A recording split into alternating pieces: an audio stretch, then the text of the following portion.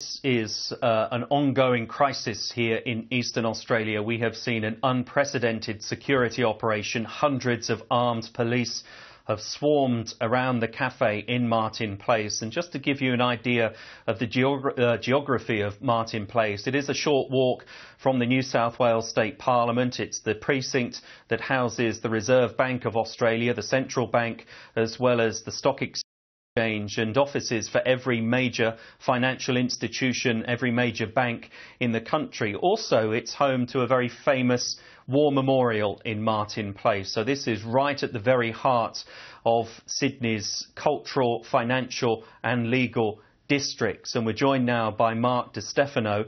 He is from the social media news service BuzzFeed. Mark, thanks very much for joining the BBC. It is approaching night time here in Australia, 8 p.m. here in Sydney. The lights going out in the cafe according to Channel 7. Can you update us on this? I can't confirm myself whether the lights within the cafe have been turned off, but there isn't a change in situation over the last 30 minutes. We've still got police standing by. As you mentioned, there are hundreds of heavily armed police around the blocks and have shut it all down, shut down Martin Place, which is usually this busy, bustling concourse that runs through right at the middle of Sydney CBD.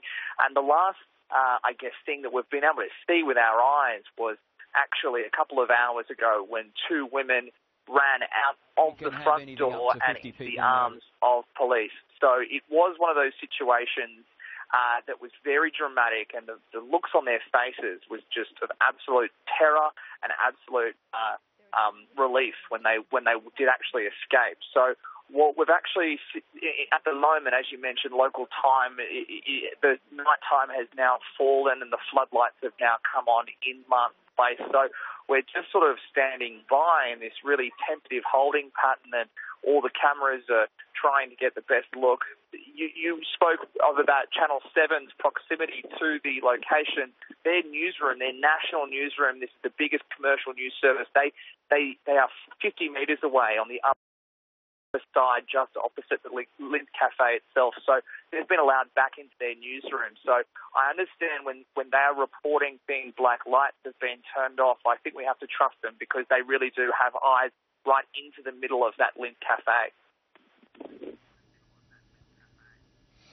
What is the mood on social media, Mark? Earlier today we saw those images of a black flag with white Arabic writing on that particular flag, and that did fuel lots of speculation that there was a link between the Sydney siege and extremist elements either here or overseas. So what are you seeing, what are you hearing on social media in terms of what people are saying about this possible link between the Sydney siege and militant groups perhaps overseas?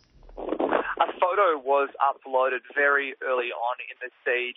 A Channel 7 reporter had a photo of two women which were holding up a black flag with Arabic inscriptions, and from all reports, it's the Shahada flag, which is a very important message written on that flag for many Muslims. But as you can imagine, a black flag with white inscriptions made the internet go crazy.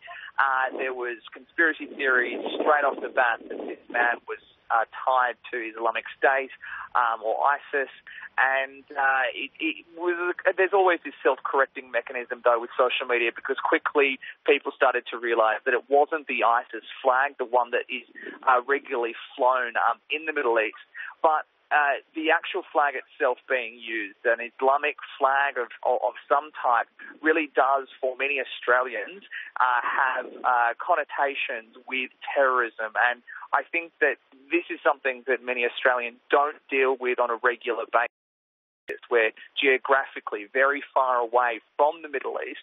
So when these situations happen, this very vivid, visible terror incident occurring right in the middle of Australia's biggest business district, it really did shock a lot of people. And the use of that black flag has really sent a chill down everyone's spines. The local tabloid Daily Telegraph, which is News Corp owned, they ran a 2 p.m.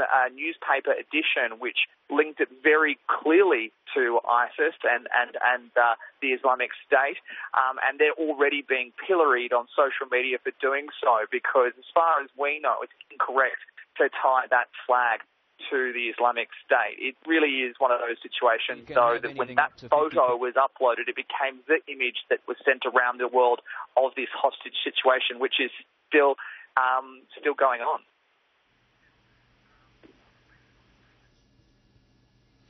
And one final question for you, Mark. And in terms of what the police have been saying here in Sydney, we heard a short time ago from Catherine Byrne.